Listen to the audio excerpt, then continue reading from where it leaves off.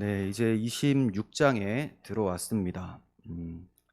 26장은 예수님께서 십자가를 지실 날이 너무 가까이 온 상황이에요. 지금까지 예수님은 많은 사역을 하셨고 많은 말씀을 주셨습니다. 그 말씀을 다 마치시고 이제 예수님께서 하실 일이 하나 남았다. 이 말씀을, 지금까지 전했었던 말씀을 다 이루어내기 위한 예수님의 사역을 얘기를 합니다. 바로 십자가 대속이에요. 자, 그래서 26장은 그 십자가 여정 가운데에 서론에 해당한다고 할 수가 있습니다. 24장, 25장을 우리는 긴 시간 동안 살펴봤었는데 종말에 대한 예언이었었죠. 종말에 대한 예언. 그리고 그 마지막 말씀은 양과 염소 비유였습니다. 양과 염소 비유를 통해서 우리가 깨닫게 되는 것은 분명히 심판날은 올 것이다 라는 거예요. 주님은 반드시 오셔서 주님께서 기뻐하신 자들, 미워하신 자들 나누실 것이다. 그때 주님이 기뻐하시는 그리스도인들, 양들은 우편에, 불신자들, 주님을 대적하는 자들은 염소로서 좌편에 놓고 그다음에 이제 심판을 거기에 따라 하시겠다라고 말씀하시는 거죠. 그러면서 참 사랑을 받았었던 그리스도인이라면 참 사랑을 흘려보내면서 살라라고 당부하시는 말씀을 배웠어요. 지극히 작은 자 하나에게 한 것이 나에게 한 것이다 라고 말씀하신 대로 주님의 말씀을 전파하는 복음의 일꾼들 또는 교회의 어려운 형제 자매들, 이분들에게 받은 사랑, 그리스도의 사랑을 잘 나누어 주면서 종말의 때를 대비하라 라고 말씀을 하셨던 것입니다.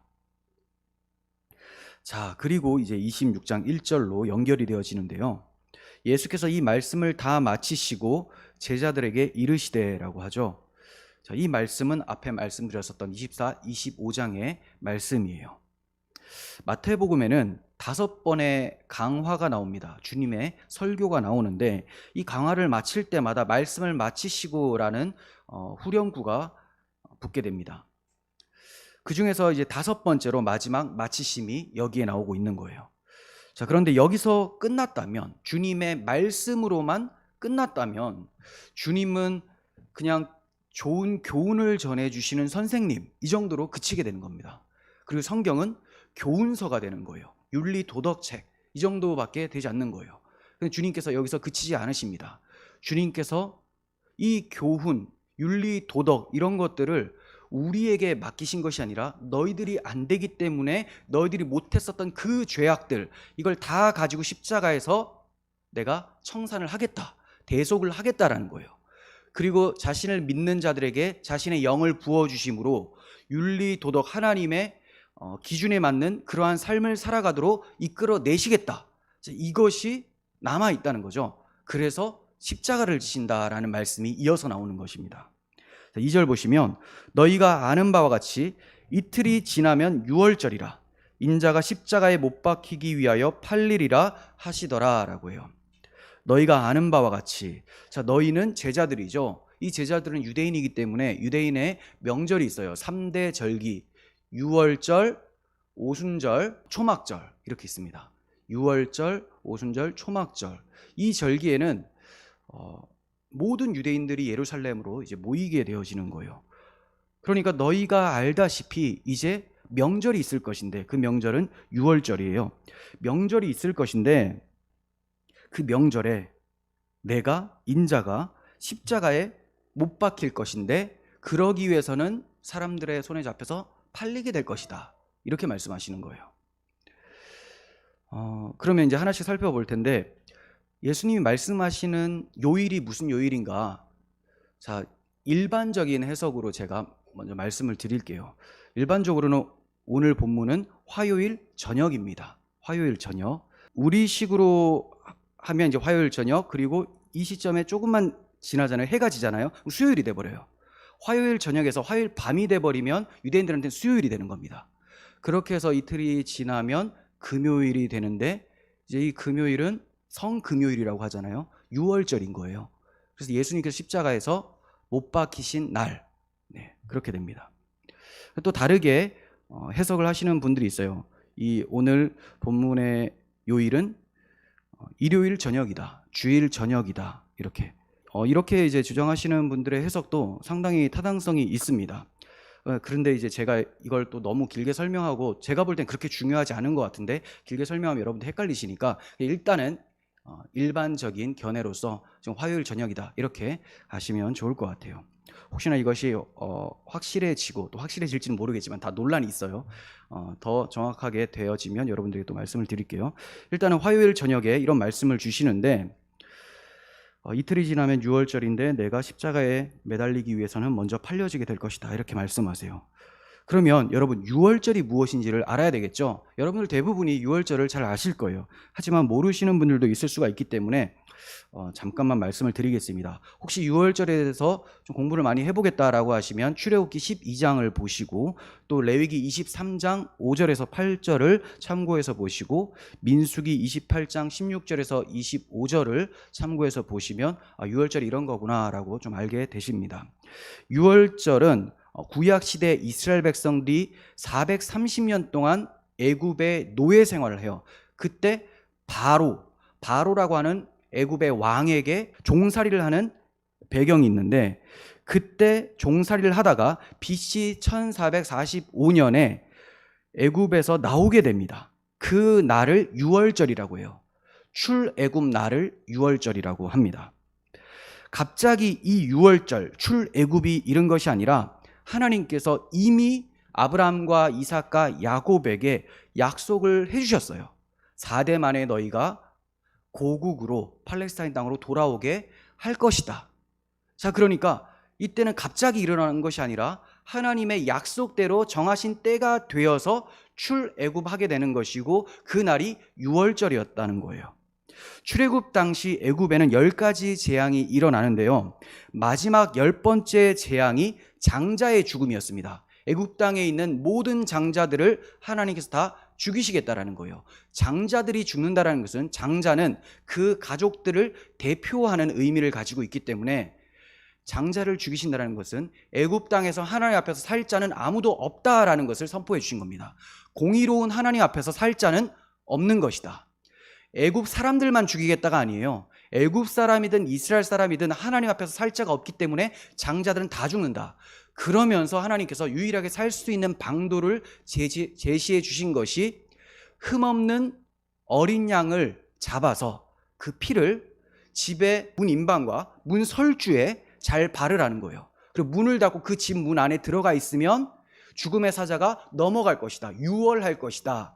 그렇게 되면 그 집 사람들은 죽지 않고 그 장자도 아무도 죽지 않는다, 구원을 받게 된다라고 말씀해 주신 거예요. 자, 이 말씀대로 행했었던, 피를 발랐던 집은 이스라엘 집안이나 애굽 집안이나 또는 여러 잡족들도 함께 나왔다고 하거든요, 출애굽할 때. 그러니까 모든 사람들이 그 피를 의지해서 살아남게 되었던 거예요. 근데 피를 바르지 않았었던 집안은 장자들이 다 죽었습니다. 당연히 바로왕은 바르지 않았겠죠. 그래서 그의 아들이 죽게 되고 애굽의 모든 장자들이 죽어나갈 때 큰 통곡이 있었고, 9가지 재앙을 내릴 때도 바로의 마음이 강팍해서 끝까지 이스라엘 괴롭히려고 했었지만, 10번째 이 재앙, 장자의 죽음, 6월절 이 피로 인해서 바로가 포기를 해버립니다. 내가 졌다. 그래서 하나님의 백성 이스라엘을 내보내줘요. 해방일이죠, 해방. 자, 이렇게 하나님의 백성이 해방된 날, 그날이 6월절이에요. 이 6월절이 이스라엘 달력으로 정월 1월 14일에 있어요. 자, 그리고 그 다음 날이 15일이죠. 15일부터가 무교절입니다. 그러니까 6월절과 무교절은 붙어 있어요. 그 무교절부터 7일간을 명절로 보냅니다. 그런데 이스라엘 사람들은 15일부터가 무교절이지만 6월절에도 무교병을 먹었어요. 그래서 그들의 전통으로는 14일부터 그냥 무교절을 쭉 지키고 있다, 이렇게 이제 보시면 돼요. 이처럼 6월절은 이스라엘의 해방일이고, 종의 신분에서 하나님의 자녀, 하나님의 백성의 신분으로 바뀐 날입니다. 그러니까 굉장히 의미 있는 날이죠. 이스라엘의 정체성이 세워진 날이 바로 6월절이었던 거예요. 그러므로 너무 중요한 날이기 때문에 율법에서도 6월절을 매년 지키라라고 말씀하셨던 거예요. 이것은 하나님께서 구원하신 그 은혜를 잊지 말고 살아라. 너희는 원래 종인데 하나님께서 그 은혜로 유월절 어린 양의 피로 너희 대신 유월절 어린 양이 죽임을 당했는데 이렇게 하나님이 구원해 주셨다는 것을 잊지 말고 겸손히 하나님의 뜻대로 살며 하나님 백성답게 살아가라. 그래서 고아나 가부나 나그네를 압제하지 말고 그들에게 사랑을 베풀어 주라라고 말씀을 하셨던 겁니다. 너희들이 애굽 땅에서 나그네 종살이를 했었기 때문에 너희가 그것을 기억하고 있다면 마땅히 너희 사회에서 어려운 사람들을 사랑으로 대해야 되는 것이 당연한 거 아니겠느냐. 그래서 양과 염소 비유를 그렇게 말씀해 주시고 유월절 또 말씀해 주고 계시는 거예요. 자, 그래서 매년 유월절이 되면 수많은 유대인들이 외국에 흩어져 살다가도 예루살렘으로 모이게 되어서 평상시 예루살렘 인구보다 한 5배가 더 많아진다라고 합니다. 자, 이처럼 십자가를 예수님께서 지시겠다. 언제? 유월절에 이렇게 말씀해 주셨어요. 그런데 십자가를 지시겠다라고 예고하신 것은 처음이 아니었습니다. 이미 예수님께서는 예루살렘으로 가시는 목적이 자기가 죽임을 당하는 것이다 라고 3차례나 말씀해 주셨습니다. 드디어 예루살렘에 오셨고 이제 인자가 십자가에 못 박히기 위해서 팔릴 것이다 라고 말씀하고 계시는 거예요. 그러니까 이제 마지막 순환 예고인 거죠. 너무 의아합니다. 어떻게 왕이신 분이, 그리고 우리가 25장 끝에서 살펴봤지만 심판주로 오셔서 분리시키고 천국과 지옥으로 나뉘어 버리실 그 심판주께서 팔리게 될 것이다 이렇게 말씀하고 계시는가? 너무 의아하잖아요. 어떻게 왕이신 분이, 모든 것을 창조하신 분이 심판주가 팔리게 된다고 말씀하시는가? 그러면 왜 예수님이 팔려야 되는가? 그리고 도대체 누구의 손에 의해서 팔리게 되는가? 이것에 대해서 좀 살펴보고자 합니다. 구약 이스라엘의 출애굽 사건은, 어린 양의 피로 탈출하게 된 이 사건은 죄와 사망의 종살이 하던 자들을 하나님의 택하시고 부르시는 은혜로 그리스도를 통하여서 구원이 일어날 것을 예표한 사건이었던 거예요. 다시 말하면 구약시대 유월절 규례는 예수 그리스도라고 하는 하나님의 어린 양을 통하여서 죄와 사망에서 구원을 받게 될 것을 미리 보여주셨던 사건이었다라는 겁니다. 이 점이 세례 요한의 사역과 그의 외침을 통해서 우리는 알 수가 있습니다. 그는 광야에서 회개하라, 천국이 가까이 왔느니라 라고 선포를 했습니다. 그렇게 회개를 촉구하자 죄를 뉘우치는 자들이 세례 요한에게 막 나왔어요. 그래서 요단강에서 세례를 베풀었었죠. 많은 사람들이 회개하며 세례를 받고 있는데 거기에 바리새인들도 함께 따라 나옵니다. 그러자 세례 요한이 이 독사의 자식들아, 네가 왜 나왔느냐? 너희들이 무엇 때문에 나왔느냐? 너희가 임박한 환난을 피하려고 여기 나왔느냐라고 책망을 해요. 회개하지도 않으면서 이 완고한 마음을 가지고 나온 그 목적이 뭐냐라고 아주 질책을 하고 있습니다. 그러자 바리새인들이 야, 네가 누군데 그렇게 얘기를 하냐라고 하니까 이사야 선지자가 예언했었던 광야에 외치는 소리가 바로 나다라고 얘기를 해요. 그러면서 자신은 광야에 외치는 소리인데 예수 그리스도 메시아께서 오실 것을 준비하는 사람이다 이렇게 얘기를 합니다. 그러면서 지나가는 예수님을 발견하고 세례 요한이 외쳐요. 보라, 세상 죄를 지고 가는 하나님의 어린 양이로다 이렇게 얘기를 해요. 어린 양. 그럼 여기에 있었던 사람이 유대인들이니까 금방 무엇을 떠올릴까요? 유월절 어린 양. 그 유월절 어린 양 때문에 우리가 살았는데 그 어린 양이 저 목수의 아들 예수라고? 이렇게 생각이 되는 거예요. 그리고 저들은 매일같이 아침 저녁으로 제사를 드렸습니다. 제사를 드릴 때도 흠없는 어린 양을 드렸어요. 유월절을 기억하라는 거예요. 그렇게 해야지만 지성소로 나아가서 하나님을 만나게 된다. 하나님께서 유월절 어린 양의 피 때문에 자기 백성을 만나 주신다라는 것을 익히 알고 있었습니다. 그런데 그 어린 양이 바로 저 예수라는 겁니다. 자, 이것은 출애굽 때 어린 양의 피로 장자들이 살아남게 되었던 것처럼 진짜 유월절 어린 양이신 예수님이 오셔서 죄에서 구원하실 것을 증거했었던 것이죠. 이러한 증거는 세례 요한이 예수님을 직접적으로 가리켰던 점에서 굉장히 특별하긴 하지만 이미 구약시대 때부터 선지자들의 입술을 통해서 메시아는 고난을 받게 될 것이다, 그리고 구원자는 희생당할 것이다 라는 것을 자주 말씀해 주셨어요. 그 중에 대표적인 본문이 고난받는 종이라는 이사야 53장입니다. 이사야 53장. 우리도 많이 살펴봤었죠. 1절부터 한번 봅니다. 우리가 전한 것을 누가 믿었느냐? 여호와의 팔이 누구에게 나타났느냐?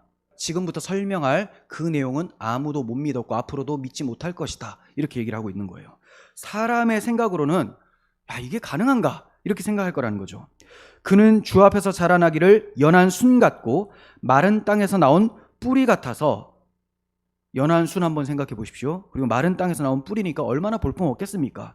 그래서 고운 모양도 없고 풍채도 없은즉 우리가 보기에 흠모할 만한 아름다운 것이 없도다. 우리가 보기에는, 하지만 그 연한 순은 하나님께서 내시는 것이기 때문에 하나님이 보실 때는 너무 아름다운 거예요. 그런데 죄악된 우리들의 눈에는 흠모할 것이 아무것도 없습니다. 예수님이 그러한 모습이었죠. 목수의 아들로서 태어날 때도 마구간에서 태어나고 머리 둘 곳이 없을 정도로 쉴 곳이 없는 그런 분이셨어요. 그리고 별로 볼품이 없어 보였습니다. 그는 멸시를 받아 사람들에게 버림을 받았으며, 이제 서서히 그의 고난을 얘기를 하는데 아직까지는 소극적입니다. 멸시를 받아 사람들에게 버림받았다. 그런데 간고를 많이 겪었으며 라고 하죠. 고통, 고난을 많이 겪었다. 질고를 아는 자라, 우리의 병을, 우리의 연약함을 아는 자다.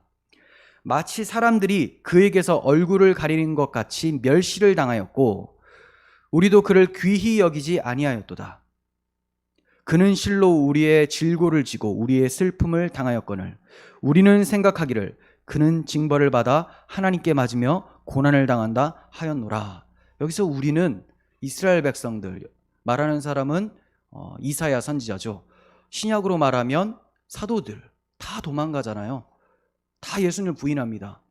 그랬었는데 그분이 누구였냐를 얘기를 하는 거예요. 그러니까 지금까지의 표현은 십자가를 지시는 예수님의 고난받는 모습을 얘기를 했습니다. 그러면서 이렇게 십자가 진 이유가 무엇인가를 이어서 말씀합니다. 5절. 그가 찔림은 우리의 허물 때문이요 그가 상함은 우리의 죄악 때문이라. 그가 징계를 받음으로 우리는 화평을 누리고 그가 채찍에 맞음으로 우리는 나음을 받았도다. 우리는 다 양 같아서 그릇 행하여 각기 제 길로 갔거늘 여호와께서 우리 모두의 죄악을 그에게 담당시키셨도다.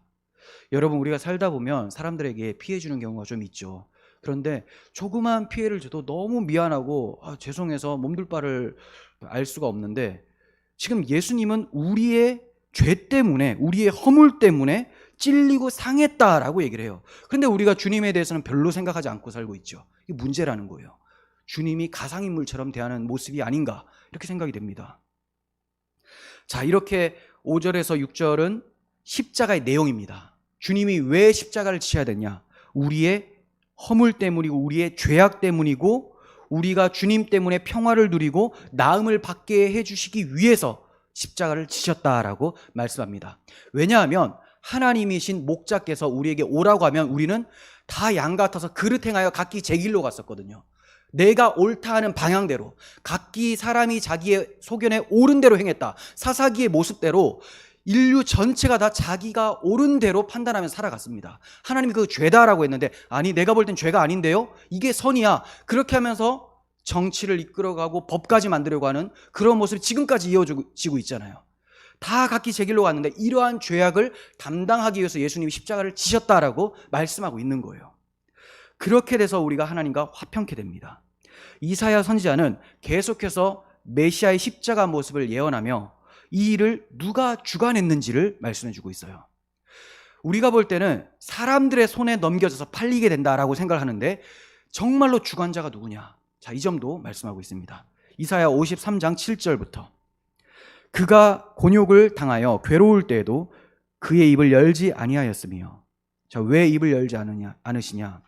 그냥 담담하게 자신이 받을 고난으로 여기셨다라는 거예요. 인내하셨다라는 겁니다. 기꺼이, 그리고 인내로서 감당을 하셨다라는 거예요.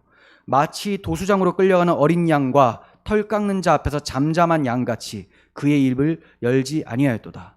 그는 곤욕과 신문을 당하고 끌려갔으나 그 세대 중에 누가 생각하기를 그가 살아있는 자들의 땅에서 끊어짐은 마땅히 형벌받을 내 백성의 허물 때문이라 하였으리요. 그렇게 생각하는 사람 아무도 없었다라는 거죠. 죄 사함을 위해서 십자가를 지셨다라고 생각할 사람이 아무도 없었어요. 다 부인하고 다 도망가 버리죠. 오히려 조롱하고 침뱉고 이런 짓을 했습니다. 9절, 그는 강포를 행하지 아니하였고 그의 입에 거짓이 없었으나 그의 무덤이 악인들과 함께 있었으며 강도와 함께 달리시고 그들과 죽음을 같이 하셨죠. 그가 죽은 후에 부자와 함께 있었도다. 네, 부자의 무덤에 들어갔다라는 것을 얘기를 하죠. 10절, 여호와께서 그에게 상함을 받게 하시기를 원하사 질고를 당하게 하셨은즉 여호와께서 그에게 상함 받기를 원하셨다. 그가 상함 받기를 원하셨다.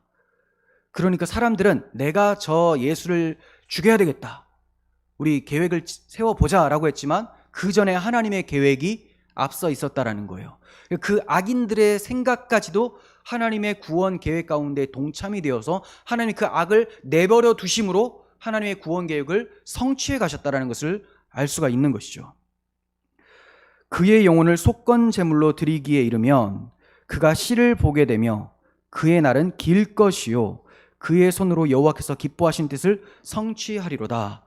네, 예수 그리스도의 십자가 대속으로 여호와께서 기뻐하신 뜻을 성취하신다라는 거예요.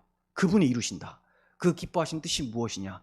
자기 백성의 허물을 그 아들에게 담당케 하심으로 자기 백성과 화해를 하시려고 하는 하나님의 뜻.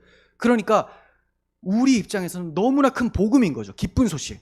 야, 우리가 하나님께 버림받아야 되는데 어느 정도로, 아버지 어찌하여 나를 버리셨나이까? 그 십자가가 내가 져야 될 십자가인데 하나님께서 그 아들에게 담당하셨다. 그러므로 복된 소리가 되는 거예요. 예수님께서는 이 사명을 이루기 위해서 십자가를 기꺼이 담당하셨던 겁니다. 여러분, 다 하나님의 뜻대로 이루어지게 됩니다. 하나님의 계획대로. 역사는 하나님이 계획하시고 뜻하신 대로 이끌어 가시는 거예요. 하나님의 계획과 뜻을 알 수 있는 방편은 성경이죠. 하나님의 마음이 잘 담겨져 있고 계획도 담겨져 있습니다. 그래서 세상이 어떻게 움직이는 것에 따라서 우리의 마음이 요동하는 것이 아니라 이미 그 움직이는 것까지도 성경에서 말씀하고 있기 때문에 다 하나님의 뜻대로 이루어져 가고 있구나. 이것에 만족하면서 하나님께 찬양하고 하나님을 더욱 의지해야 되는 것이죠. 자, 십자가 사건이 유월절에 이루어져야 되는 이유에 대해서 정리를 해보면, 바로의 압제로 고통받던 이스라엘을 유월절 어린 양의 피로 구원하셔서 자유케 하신 하나님께서 이제 죄와 사망에서 구원되는 영적 출애굽을 그 아들 예수 그리스도의 십자가 보혈을 통해서 이루시겠다. 자, 그래서 유월절에 십자가를 지게 하시는 거예요. 이처럼 마지막 유월절 양이신 그리스도의 십자가로 인해서 이제 더 이상 유월절을 기념하며 양을 죽일 필요가 없게 되었다. 더 이상 성전에서 제사할 필요가 없게 되었다. 그래서 성전도 무너져 내리죠. 그리고 제사할 양도 필요가 없어요. 왜냐하면 예수님이 친히 하나님의 어린 양으로서 단번에, 영원히 단번에 하나님의 대속을, 구속 사역을 이루셨기 때문에 이제는 제사가 필요 없게 되는 겁니다. 그래서 우리가 피 없는 제사를 드리고 있는 거예요, 지금. 이제 우리가 거룩한 산 제물로 우리 자신을 하나님께 드리는 것밖에 없습니다. 자, 그러므로 유월절이 십자가 사건으로 완성되었고 이제 신약의 성도는 성찬에 참여함으로 유월절의 의미를 되새기고 하나님께 영광을 돌리게 되는 거예요. 이것은 그리스도의 십자가 중심으로 예배하고 성찬을 행하라라는 것을 의미합니다. 십자가 중심으로, 유월절 어린 양의 피 중심으로 예배하고 성찬을 할 때도 그것을 생각하라는 거예요. 이렇게 십자가 중심으로 살아가는 사람은 죄로 인해서 원수되었던 하나님과의 관계가 화평케 되었다라는 것을 기억합니다. 그것도 영원한 화평의 관계가 되었다는 것을 기억하고 하나님 앞에 나아가는 것을 두려워하지 않고 담대히 또 즐겨하며 나아가게 돼요. 담대히 하나님 보좌 앞으로 나아가게 되는 것이죠. 때를 따라 돕는 은혜를 얻기 위해서 그 길을 열어주신 것이 그리스도의 십자가 보혈이에요. 3절에서 5절 봅니다. 그때 대제사장들과 백성의 장로들이 가야바라 하는 대제사장의 관정에 모여 예수를 흉계로 잡아 죽이려고 의논하되 말하기를 밀란이 날까 하노니 명제례는 하지 말자 하더라. 여기서 대제사장들, 백성의 장로들이 모여 있었는데 이 모임은 사내들인 공의회 모임이에요. 비공식적인 모임이에요. 그래서 관정에서 대제사장 집 뜰에서 모였습니다. 원래는 공회당에서 모이는데 뜰에서 모였어요. 이 사내들인 공의회는 어떻게 구성이 되어 있냐면 대제사장과 서기관들과 장로들로 구성이 되어 있습니다. 총 72명이에요. 많죠? 72명. 이 사람들이 종교 지도자들입니다. 각 신분마다 24명씩 이렇게 구성이 되어져 있어요. 이 사람들이 이스라엘의 최고 입법 기관입니다. 법을 이들이 이제 다 해석을 하고 적용을 하고 이렇게 해요. 이 사람들이 모여가지고 무슨 짓을 하냐? 종교 지도자들. 그 종교가 여호와 종교고 그 종교는 언약의 종교인데 그 언약의 실체이신 메시아를 기다리는 종교인데 그 메시아를 잡아 죽일 계획을 지금 세우고 있는 게 모습입니다. 사내들인 공의의 모습. 참 심각한 상태죠. 근데 여기서 좀 특이한 점이 대제사장들이 모였다고 하죠. 근데 원래 유대 법에는 대제사장은 한 명이에요. 한 명. 왜냐하면 종신제이기 때문에 그렇습니다. 종신제. 죽을 때까지 대제사장. 그가 죽으면 그의 아들이 세습해서 또 대제사장이 됩니다. 근데 여기서는 대제사장들이 모여 있어요. 이건 뭐냐? 그리고 누가복음에는 안나스라는 대제사장이라고 언급을 합니다. 대제사장이 안나스다. 그러면 가야바냐 안나스냐, 그리고 대제사장들은 또 뭐냐? 자, 이것에 대해서 말씀을 드리면 안나스는 가야바의 장인이에요. 장인. 그러니까 안나스가 더 먼저 대제사장으로 뽑힙니다. 그러다가 이제 후에 그가 해임이 되어져요. 그리고 몇몇 대제사장들이 세워지다가 가야바가 대제사장이 되는 거예요. 하지만 가야바가 대제사장이 된 것은 불법이었습니다. 말씀드렸다시피 죽을 때까지 대제사장이 해야 되거든요. 근데 그가 죽지도 않았잖아요. 안나스가 죽지도 않았는데 사위가 대제사장이 되어버린 거예요. 그리고 그 앞에 제사장들이 좀 있습니다. 자, 왜 이런 일이 일어났냐면 로마가 팔레스타인을 정복했어요. 그리고 자신들이 통치하기에 편리한 인물들로 피지배국의 종교 지도자들을 뽑았다가 마음에 안 들면 해임시키고 이런 것을 반복을 했습니다. 그래서 자주권을 상실했었던 37년부터 67년 사이 30년 동안이죠. 그때 대제사장으로 뽑혔었던 사람이 28명이나 됐다고 해요. 그러니까 매년마다 갈아치우는 거예요. 원래 종신직이어야 되는데 매년 그렇게 했었다는 거죠. 그러니까 사명감도 없을 것이고 얼마나 종교적으로 타락했고 기득권 챙기려고 노력을 했겠습니까? 그리고 로마에 잘 보이려고. 그래서 당시 사람들은 대제사장 가문에 소속된 자들을 가리켜서 다 대제사장들이다 이렇게 불렀었던 거예요. 그래서 3절에서 대제사장들이 나오고 가야바도 대제사장이고 누가복음에서는 안나스도 대제사장이다 이렇게 말씀하고 있습니다. 그런데 안나스를 언급하는 거 보면 그가 해임은 했지만 그 뒤에서 사위와 함께 아주 강력한 영향력을 발휘했다 이렇게 이제 볼 수가 있겠죠. 이처럼 대제사장들과 백성의 장로들이 가야바라고 하는 대제사장의 관정에 모여서 예수님을 흉계로 잡아 죽이려고 의논을 합니다. 왜냐하면 예수님을 그대로 둔다면 지금도 따르는 사람들이 많은데 더 많은 사람들이 따르게 될 것이고 그렇게 되면 자신들이 지금까지 세워놓았었던 기득권 있죠. 그리고 자신들이 가르쳤었던 교리들 그리고 자신들이 세우고자 했었던 그 유대의 모습들, 나라 이게 도전을 받는다고 생각한 거예요. 예수의 추종자들이 일어나서 난리가 나겠다. 그럼 지금까지 우리가 가르친 게 뭐가 되냐? 우리가 세워놓았던 이런 나라들이 뭐가 되냐? 자기 나라, 자기가 생각했었던 교리 이것을 지키기 위해서 마음에 들지 않았었던 예수님, 그들을 비판했었던 예수님을 잡아 죽이려고 했었던 것입니다. 자, 이러한 모습을 보면 자신들의 나라를 지키려고 하고 자기들의 생각으로 세운 자기의 나라를 지키려고 하고 자신들의 사업장을 지키려고 하고 자신들의 기득권을 지키려고 하는 정치인들이나 종교 지도자들을 보게 돼요. 얼마나 타락한 겁니까? 사회 정치계도 그렇고 기독교 내에서도 이러한 일들이 계속해서 일어나고 있는 거예요. 산헤드린 공회원들이 예수님을 죽이기로 결의는 했지만 명절은 피하자라고 얘기를 하죠. 명절은 피하자. 유월절 기간은 피하자라는 거예요. 명절 기간에는 말씀드린 대로 많은 사람들이 예루살렘에 모인다고 했어요. 그렇다면 예수님을 따르는 사람들도 엄청 많아질 거 아닙니까?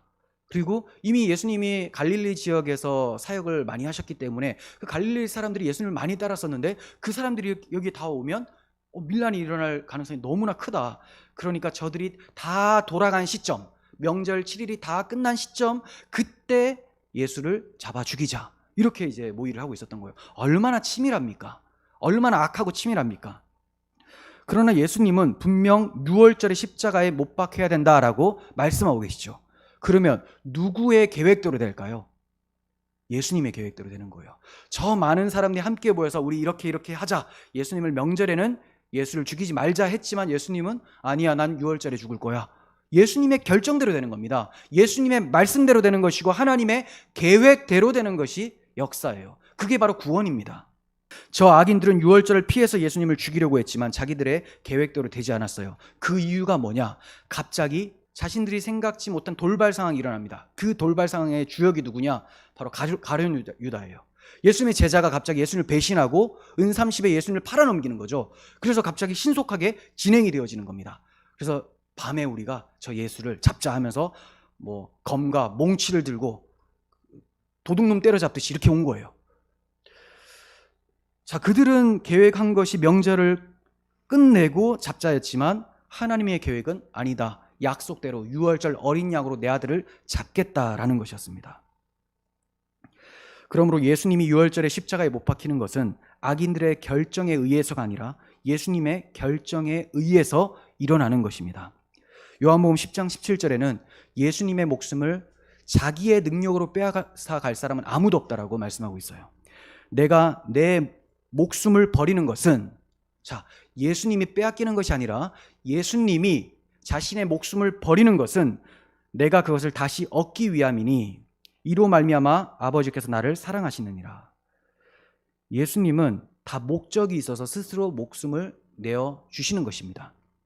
이를 내게서 빼앗을 자가 있는 것이 아니라 내가 스스로 버리노라. 나는 버릴 권세도 있고 다시 얻을 권세도 있나니 이 계명은 내 아버지에게서 받았노라 하시니라. 예수님이 십자가에 팔리는 것도 예수님의 계획, 아버지의 계획대로 된 거예요. 그리고 예수님이 숨을 거두시는 것도 정말로 육체적인 한계가 돼서 어떡하지 하다가 숨이 멎는 게 아닙니다. 아더 핑크 목사님은 그걸 이제 원어적으로 잘 풀어서 설명을 하는데 머리를 숙이셨다라고 하거든요. 머리를 숙이셨다, 죽으실 때. 이것은 자신의 자발적 의지로 내리셨다는 게 돼요.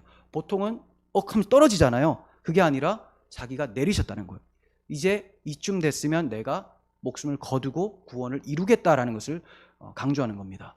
그러므로 예수님을 잡는 것부터 예수님의 목숨을 잃는 것까지 모두가 다 하나님의 주권과 예수님의 뜻대로 되었다라는 것을 우리는 보게 됩니다. 예수님의 목숨을 빼앗아갈 사람은 세상에 아무도 없어요. 그러므로 그 십자가에 못 박히시기 위해서 예수님은 스스로 예루살렘으로 가신 거예요. 누가 떠밀어서 가신 것도 아니고 끌고 가서 가신 것도 아닙니다. 이처럼 하나님의 구원 계획은 예언하신 대로 하나님에 의해서 진행되는 것이며 사람들의 계획은 그 앞에서 아무런 영향을 미칠 수가 없는 것입니다. 하나님의 나라 도래를 저지하려고 하는 악인들이 지금이나 예나 언제나 계속해서 저항을 했었습니다. 메시아의 구원 사역을 방해하려고 했었던 구약의 사람들, 그들의 후예들이 지금도 메시아의 몸된 교회를 박해하려고 애를 씁니다. 하지만 그것 또한 무산이 될 거예요. 왜냐하면 예수님께서 내가 이겼으니 너희도 이겼다라고 하셨기 때문에 교회가 승리하는 것입니다. 여러분, 예수님을 자기의 뜻대로 잡아 죽이지 못했었던 사람들은 그의 몸된 교회도 자기의 뜻대로 어떻게 할 수가 없습니다. 그러니까 교회가 고통을 당한다? 그건 다 하나님의 주권 가운데 있는 것이고 하나님의 선하신 뜻대로 교육하셔서 더욱더 성장된 교회, 더욱더 영광스러운 교회로 나타내기 위한 하나님의 인도하심이라는 것을 여러분께서 아셔야 되는 거예요. 잠언 19장 21절 보시면 사람의 마음에는 많은 계획이 있어도 오직 여호와의 뜻만이 완전히 서리라 합니다. 많은 계획이 있어도 여호와의 뜻이 아니면 절대로 설 수가 없다. 여호와의 뜻만이 설 것이다. 이사야 40장 8절, 풀은 마르고 꽃은 시드나 우리 하나님의 말씀은 영원히 서리라. 여기서 풀과 꽃은 사람들을 얘기를 합니다. 너희들이 안개와 같고 풀과 같고 이런 모습이었지만, 그리고 이 인생이라는 것이 또 어떻게 보면 아름다워 보이기도 합니다. 하지만 이것은 꽃과 같이 시들어버리는 한시적인 것이라는 거예요. 그래서 풀과 같고 꽃과 같지만 결국은 시든다. 하지만 우리 하나님의 말씀은 영원히 설 것이다. 여러분, 모든 인생들은 다 사라집니다. 하지만 하나님의 말씀은 영원히 서요. 그 말씀대로 세상을 움직이게 됩니다. 잠언 16장 9절, 사람이 마음으로 자기의 길을 계획할지라도 그의 걸음을 인도하시는 이는 여호와시니라. 시편 33편 8절에서 12절, 온 땅은 여호와를 두려워하며 세상의 모든 거민들은 그를 경외할지어다. 그가 말씀하심에 이루어졌으며 명령하심에 견고히 섰도다. 여호와께서 나라들의 계획을 폐하시며 민족들의 사상을 무효하게 하시도다. 여호와의 계획은 영원히 서고 그의 생각은 대대에 이르리로다. 여호와를 자기 하나님으로 삼은 나라 곧 하나님의 기업으로 선택된 백성은 복이 있도다. 네, 이 말씀을 잘 아는 사람이라면 민족들의 사상이나 그들의 계획이 다 무산될 거라는 것을 알고 두려워하지 않아요. 어차피 우리가 어차피 7, 80 살다가 갈 인생, 이 목숨을 끝까지 붙잡는 데 초점이 있는 사람들이 아닙니다. 여러분, 인생이 끝이 아니잖아요. 기독교인은 영원을 사는 사람들입니다.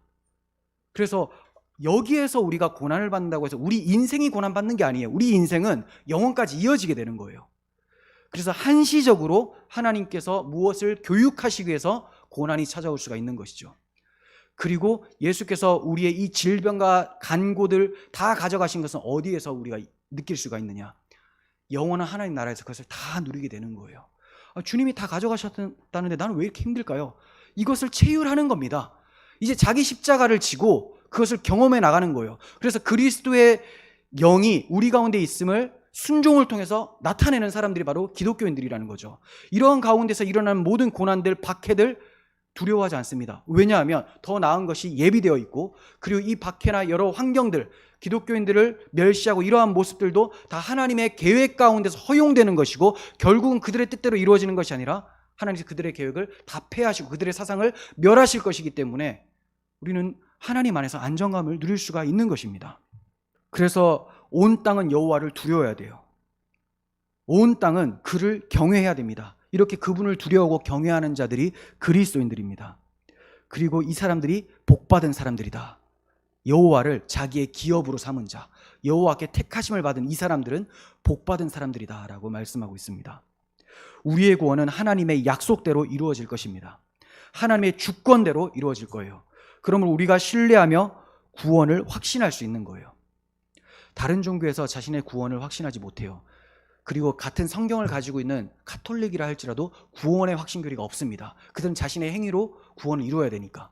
하지만 기독교는 오직 은혜, 오직 믿음, 오직 예수 그리스도, 그래서 오직 하나님께 영광이 되는 거예요. 그래서 우리는 구원을 확신할 수가 있고, 그 확신된 믿음 가운데서 하나님 안에서 우리의 신앙이 안정감을 누릴 수가 있는 것이죠. 천지는 요동할지라도 우리 마음밭에 있는 하나님 나라는 요동하지 않아요.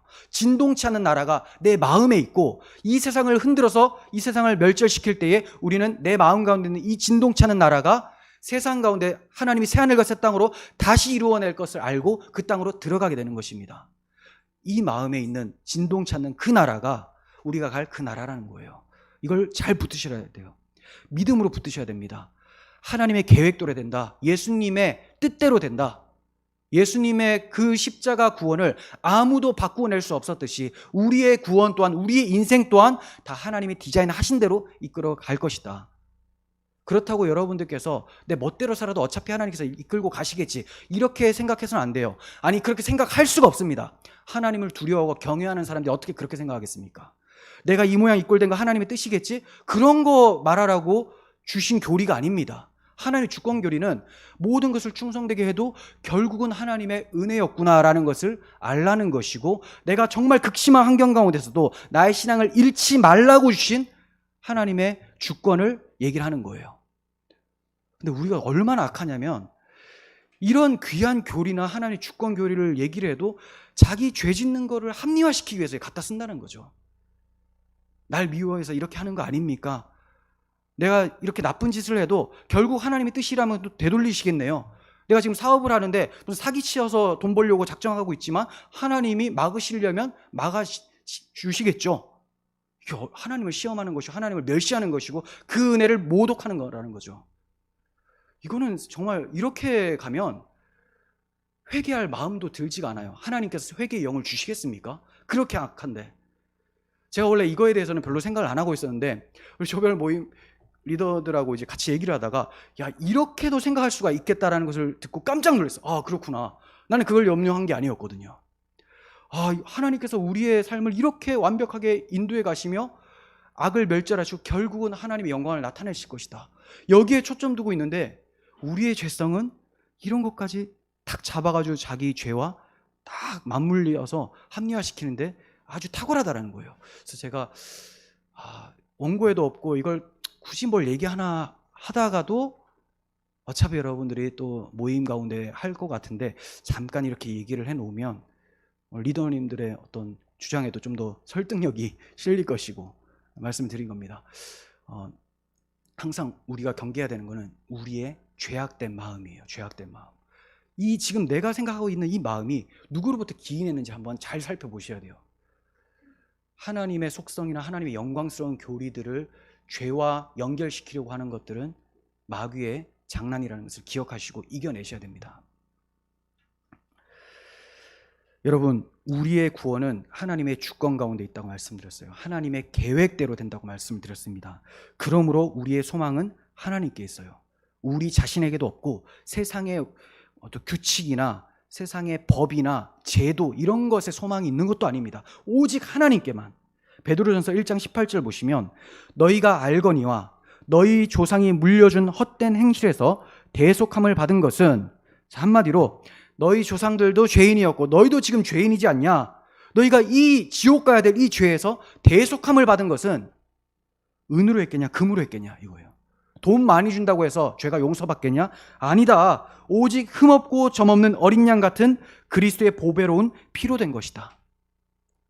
그는 창세전부터 미리 알린 바 되시니나 이 말세에 너희를 위하여 나타내신 바 되었으니 너희는 그를 죽은 자 가운데서 살리시고 영광을 주신 하나님을 그리스도로 말미암아 믿는 자니 너희 믿음과 소망이 하나님께 있게 하셨느니라. 아멘. 우리의 믿음과 우리의 소망은 하나님께 있습니다. 무엇을 통해서? 하나님이 십자가에 내어주신 예수 그리스도를 통해서 우리의 믿음이 하나님께, 우리의 소망도 하나님께. 그 예수 그리스도 십자가 복음을 빼버리면 소망 없어져요. 뭐 좋은 나라, 유토피아 이런 거 다 없어집니다. 우리의 믿음 다 무너져 내려요. 믿음의 근원은 십자가 보혈이에요. 십자가 대속의 복음. 이 복음 때문에 우리가 진동치 않는 나라를 소망주에 기다릴 수가 있게 되는 것입니다. 여러분, 그러니까 우리가 정말로 은이나 금처럼 여겨야 될 것이 무엇입니까? 예수 그리스도의 십자가 보혈이에요. 보혈. 그 피가 너무 값지다라는 것을 아셔야 돼요. 그냥 하나님의 아들의 피라서도 값지지만 그 피가 나의 구원을 위해서 흘려졌기 때문에 내 생명과 내 영생과 직결되어 있기 때문에 너무나 귀한 거예요. 무엇을 자랑하겠습니까? 돈 많은 거 자랑하겠어요? 아니요. 십자가 보혈을 자랑하게 된다니까요. 은과 금은 시대에 따라서 그 가치가 변하잖아요. 어떤 데서는 쓸모도 없습니다. 어떤 미개한 나라 가서 금을 주면 이게 뭐야? 먹는 거라서 깨물어 먹는다니까요. 그런 건 아니라는 거예요. 인간들이 만들어 놓은 가치잖아요. 인간들의 합의하에 만들어진 가치잖아요. 이게 무슨 소용이 있습니까? 근데 절대적 가치는 하나님의 아들의 가치. 하나님의 가치는 변하지 않습니다. 그리고 그 하나님의 아들의 생명, 그 피의 가치는 우리를 구원하시는 가치이기 때문에 절대 변하지 않고 아주 고귀한 가치라는 거예요. 그래서 기독교인들이 정말 자랑해야 될 것은 내 몸에 그리스도의 보혈이 뿌려졌다. 뿌린 피가 되었다. 그냥 그리스도만 흘리신 것이 아니라 그 흘려진 피가 나에게 뿌린 바 되었다. 제단에 피를 뿌리잖아요. 왜 뿌립니까? 적용을 해야죠. 적용. 나에게 그리스도의 보혈이 뿌려졌다는 것을 아는 사람은 그 보혈을 자랑하게 되는 거예요. 그래서 교회에서 설교를 해도 그리스도 십자가 복음을, 보혈을 자랑하는 것이죠. 여기서 우리 집사님은 돈이 참 많으신데 더 많이 해서 교회 많이 섬겼으면 좋겠습니다, 이런 걸 얘기하는 시간이 아니잖아요. 나를 위해서 죽으신 그 예수님의 보혈, 이 보혈 없으면 정말 피가 다 쏟아질 뻔했다. 이 그리스도 십자가 보혈만 자랑하는 우리들이 되었으면 좋겠습니다. 계시록 5장 6절에서 10절을 보시면 우리의 소망이 예수 그리스도, 바로 하나님의 어린 양으로부터 온다라는 것을 잘 설명하고 있습니다. 내가 또 보니 보좌와 내 생물과 장로들 사이에 한 어린 양이 서 있는데 일찍이 죽임당한 것 같더라. 한 어린 양 하면 유월절 어린 양 바로 생각이 나야 되죠. 그리고 그 어린 양은 예수 그리스도다라는 것을 기억해야 됩니다. 그런데 일찍이 죽임당했다라고 했으니 십자가에서 죽으신 예수 그리스도죠. 그에게 7뿔과 7눈이 있으니 세상을 두루 감찰하시는 분이라는 거예요. 이 눈으로 온 땅에 보내심을 받은 하나님의 7영이더라.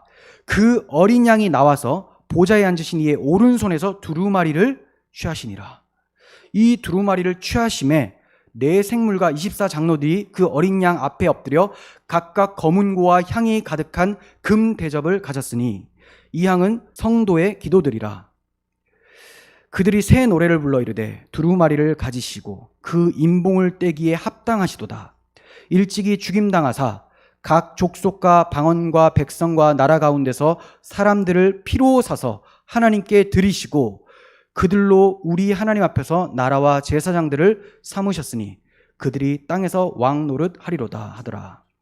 이 말씀은, 이 환상은 하나님의 손에 두루마리가 있는데 그걸 펼쳐볼 자가 없어서 사도 요한이 우는 것으로 시작이 됩니다. 저 두루마리에 무엇이 적혀 있는데 저걸 열 사람이 없다. 우는 거예요. 하나님의 계획이죠. 하나님의 계획. 계시록에 나타나는 재앙들, 그러면 악인들은 심판하고 성도들은 구원해내시는 그 내용들이 적혀 있는데 이걸 뗄 자가 없다라는 것, 이걸 취할 자가 없다라는 것은 구원자가 없다라는 거예요. 사람들 중에서는 이것을 이루어낼 구원자가 없다라는 겁니다. 악인 심판하고 하나님의 백성들을 구원해내시는.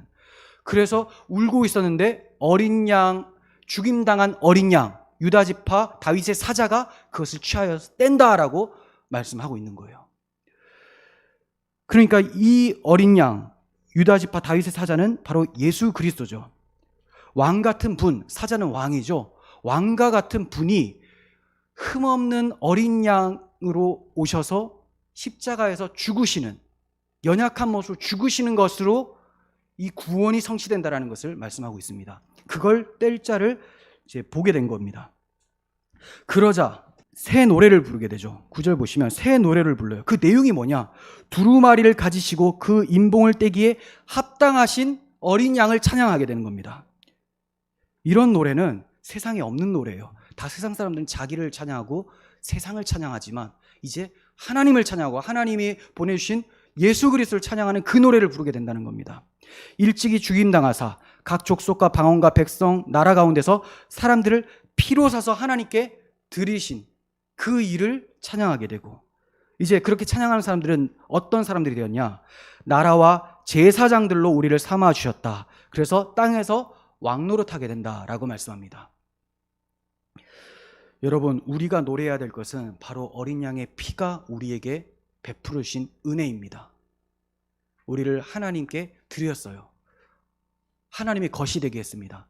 그리고 이 땅에서는 왕과 제사장, 하나님의 나라로 살아가게 하셨다라는 거예요. 겉으로 보기에는 도살장으로 끌려가는 양처럼 교인들이 보일 수가 있습니다. 하지만 그 안에 예수 그리스도의 보혈이 담긴 사람들이라면 이 세상에서 하나님 보시기에는 왕 같은 제사장들이라는 거예요. 왜냐하면 예수님도 이 땅에서 도살장에 끌려가는 어린 양처럼 보였지만 하나님 보시기에는 하늘나라 임금이었습니다. 이와 같이 그리스도를 마음에 새긴 자들, 새 노래를 부를 수 있는 사람들은 이 땅에서 왕과 같은 제사장으로 살아가게 되는 것입니다. 정리하겠습니다. 유월절의 의미를 한번 생각해 보십시오. 유월절을 통해서 우리가 마땅히 죽어야 되는 죄인이다, 인간 중에 자기 힘으로 죽음의 사자를 맞이해서 벗어날 사람이 아무도 없다라는 것을 애굽의 심판을 통해서 보게 되었습니다. 그런 가운데서 유월절 어린 양의 피로 우리를 구원하심을 통해서 예수 그리스도의 십자가 보혈로 우리가 죄와 사망에서 구원을 얻게 됐다. 이것을 이제 노래하는 사람들이 바로 기독교인이고 새 노래로 제사장으로 살아가는 사람들이 기독교인이라는 거예요. 인간의 계획대로가 아니라 오직 하나님의 계획대로 예수 그리스도께서 십자가에서 유월절에 달리셨습니다. 이와 같이 예수님의 계획대로, 하나님의 계획대로 우리 인생은 되어져 나갈 거예요. 많은 어려움이 있고 사내들인 공회원들과 같이 악인들이 득세해도 하나님의 뜻대로, 예수님의 말씀대로 유월절 십자가가 발생된 것처럼 우리의 구원도 하나님의 정하신 대로 이루어져 갈 것입니다. 그리고 그 과정 가운데 있는 우리의 삶도 하나님께서 왕 같은 제사장으로 이끌어 가시고 사용해 주실 거예요. 하나님의 아들의 피로 사신 여러분은 하나님 보시기에 가장 값진 사람들이기 때문에 하나님께서 여러분들에게 눈을 떼지 아니하십니다. 하나님께서 그 아들 예수 그리스도를 눈동자같이 바라보시면서 이끌어 가셨던 것처럼 우리 또한 그렇게 이끌어 가실 거예요. 그렇게 인도하시고 보호하심을 받다가 정하신 때가 되어 주님이 다시 오시면 영원한 처소로 우리를 인도해 드리실 것입니다. 그러므로 하나님만 소망 중에 바라보며 그 나라를 기다리시는 우리 모두가 되기를 간절히 소원합니다. 기도하겠습니다. 하나님 아버지, 하나님 앞에 내놓을 것이 죄밖에 없는 자들입니다. 그런데 이러한 저희를 십자가 처형을 하지 아니하시고 그 아들의 피로 대신해 주셨습니다. 이제 유월절의 의미를 알고 우리에게 유월절 엄청난 그 출애굽 사건이 예수님을 통하여서 이루어졌다는 것을 알며 살아가게 하신 것을 감사드립니다. 그 아는 사람들은 새 노래로 여호와를 찬양하며 그 아들을 찬양하고 성령의 이끄심 따라 순종하며 왕과 제사장의 삶을 살아가는 사람들이라는 것을 배웠습니다. 하나님, 많은 고난이 있고 우리의 생각과 우리의 계획대로 되지 않을지라도 주님 믿고 살아가는 저희들 되게 하여 주시옵소서. 주께서 이루어놓으신 그 대속의 죽음을 통하여서 우리가 더 나은 본향, 완벽한 하나님 나라를 받은 것을 기억하며 소망 중에 기다리며 사는 죄들 되게 하여 주옵소서. 우리 구주 예수 그리스도의 이름으로 기도합니다. 아멘.